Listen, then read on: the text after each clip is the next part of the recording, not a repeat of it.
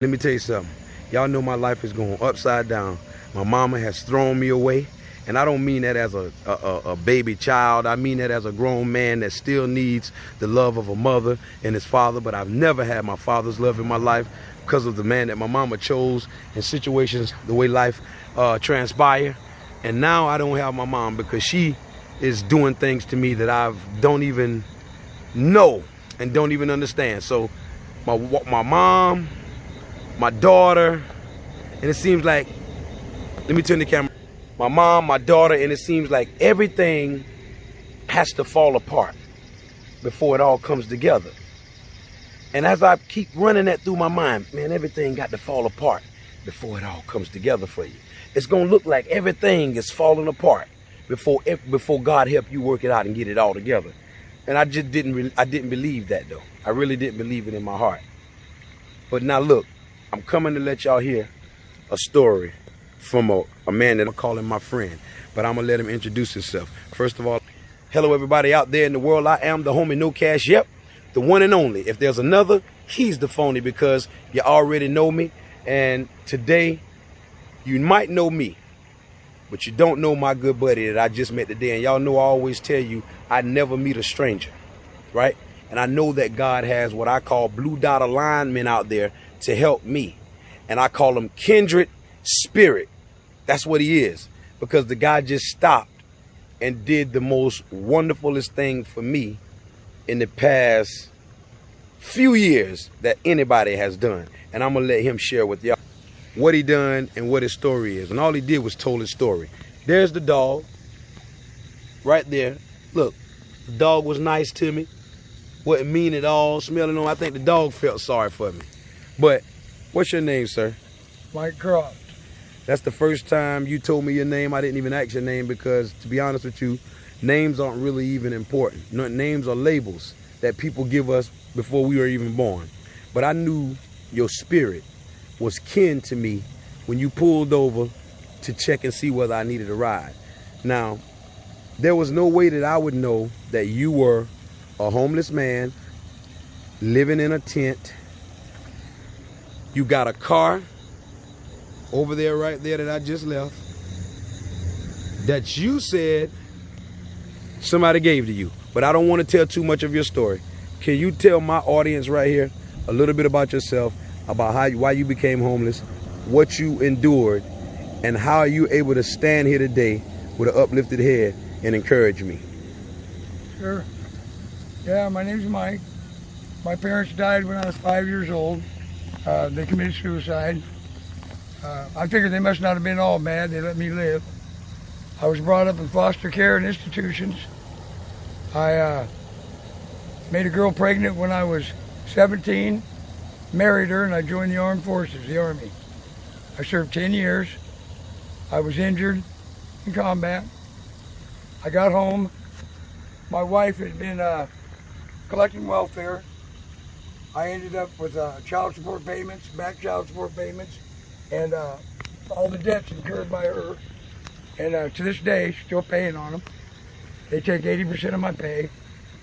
I have been traveling around, hitchhiking mostly, and I got lucky. I got sick, and I was in a town in Oregon. A lady noticed me struggling, and her name was Nancy. She gave me the car, and gave me enough money to get back where I needed to go to the hospital. So you met a lady named Nancy. Yep.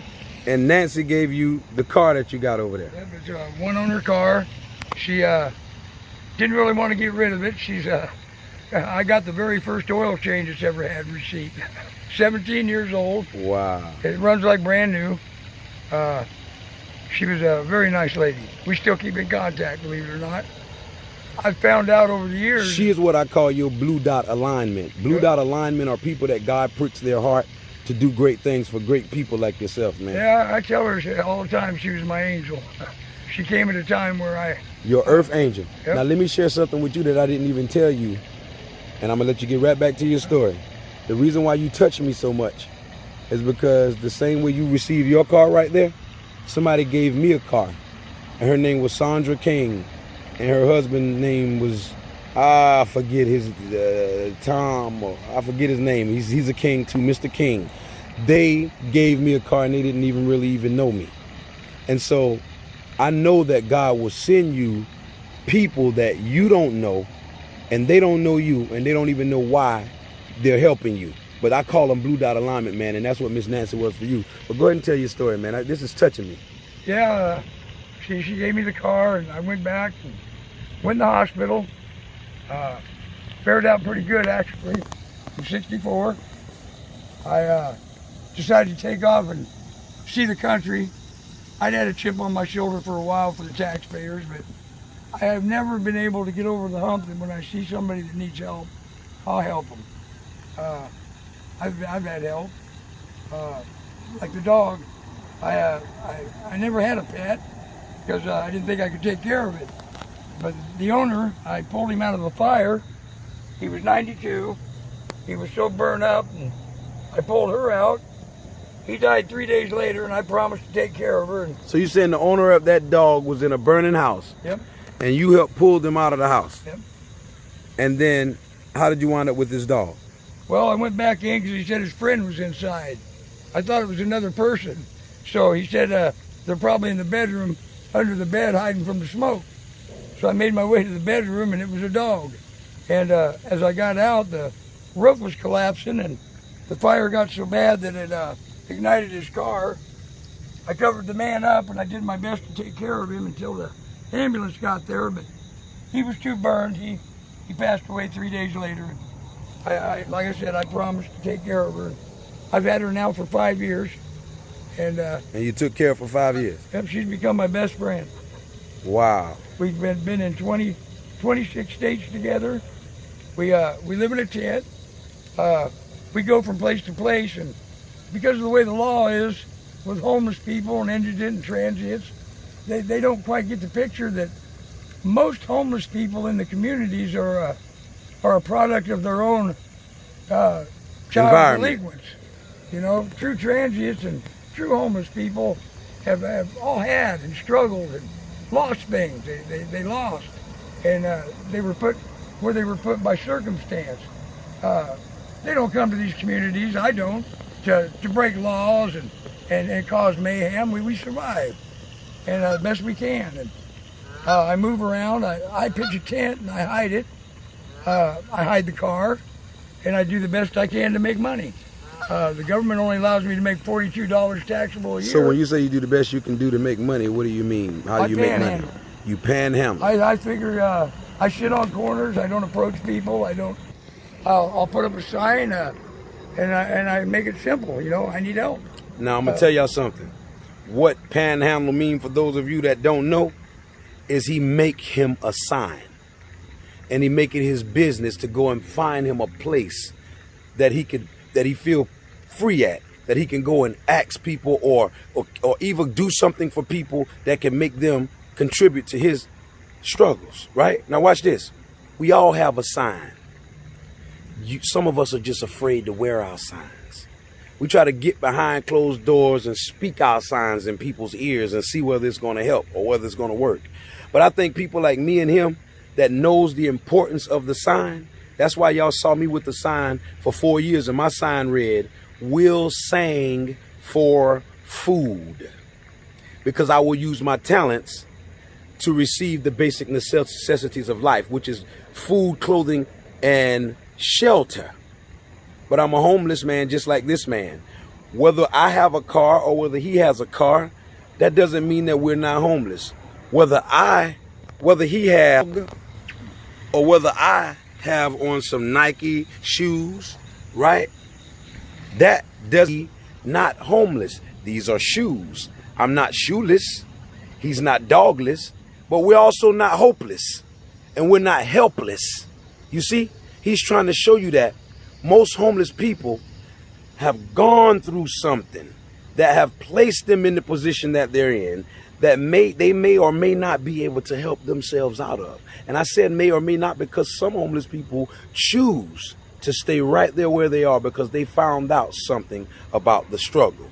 And that is, when you're going through the struggle, the people that struggle with you really care about you because they show you how they care with their actions. Like when this man didn't even know me from a can of paint, a guy with dreads walking down the highway, he stopped and pulled over way ahead of me and wait until I got to him to see whether I needed some help or whether I was hitchhiking and could he do me a favor. Now I want to ask you something, brother. For a second, I want to show them this right here first before I ask you this question. That's crazy. Look at right here. Oh.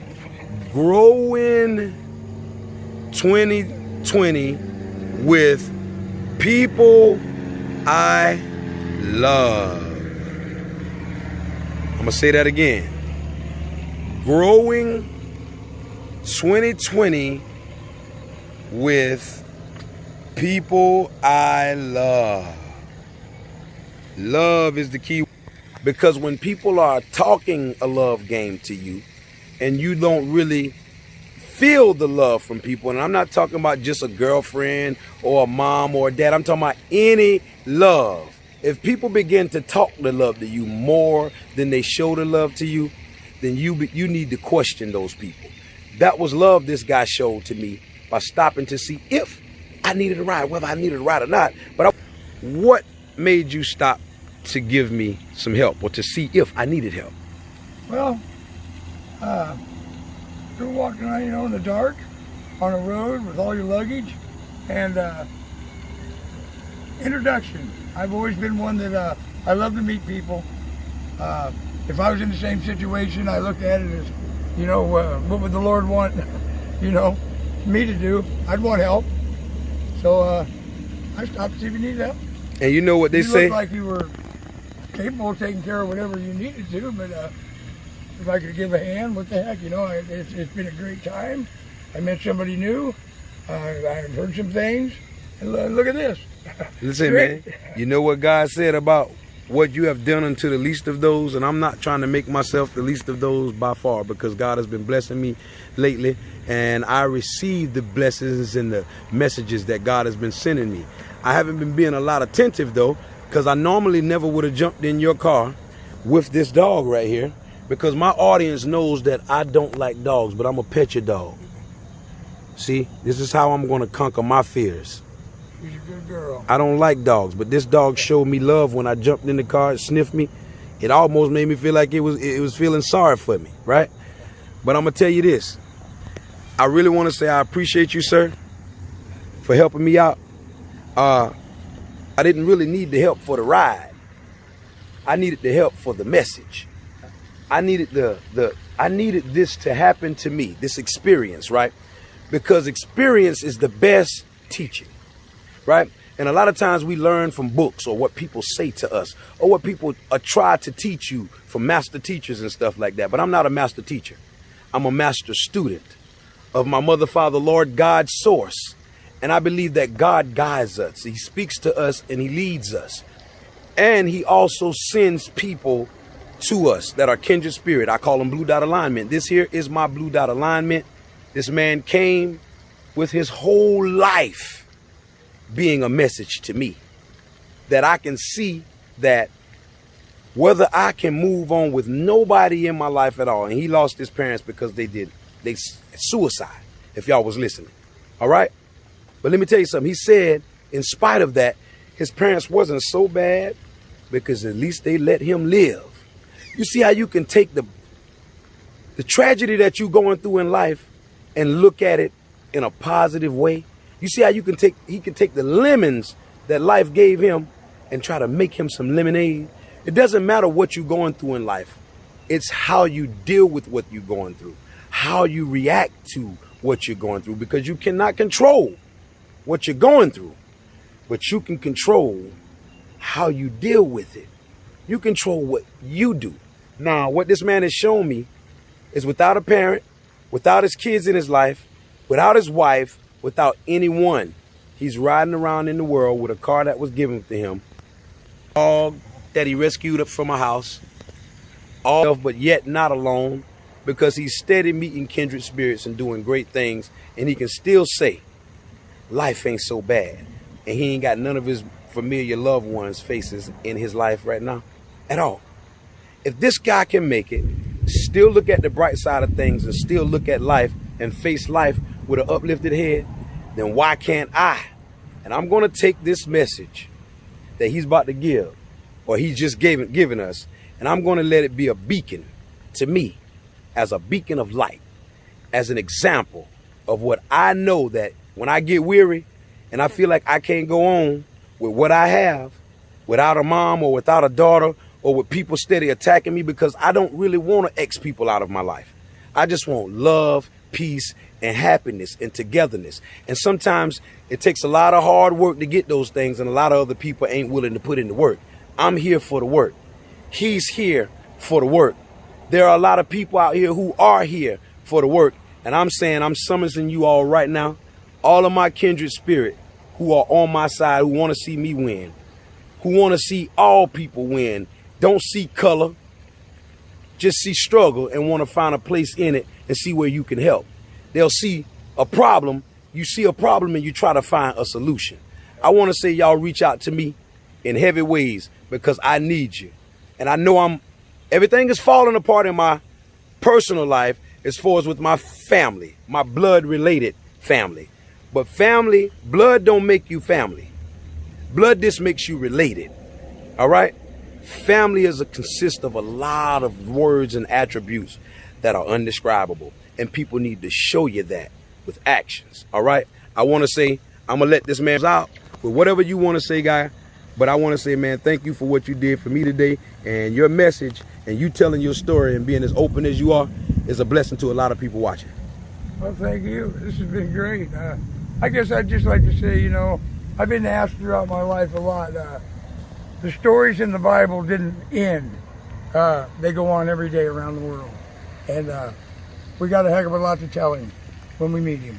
So, God bless you. Thank you, man. I just want to say I appreciate you for everything. You did a great job at telling your story and not feeling like you wanted to keep it to yourself and be secretive about it, man. God said you'll let your light shine, and don't put your light up under a lamp or up under a bucket. Let it shine. And I want to say, brother, your light is shining today. You are one of the great men. I wish there were more people like you. And I want to say you are a great example of a man, whether you have a home or not. Because every man that was born without a home. Homes is things that we acquire later on in life. Clothes are things that we acquire later on in life. Money are things that it was invented that we acquire later on in life. But this life that we have right here, brother, was ours from day one. And I want to say, you living it well. You are a manly man. Thank you very much, sir. Once again, I am the homie No Cash, and me and my guy right here going to sign off. He also is a veteran, too, with a big 10-4, so we're going to salute the people right there. Over and out. Peace and love. Y'all stay well and be blessed. And remember, this too shall pass no matter whatever you're going through. And I tell y'all all the time, the best is yet to come. Holla at your boy. Amen.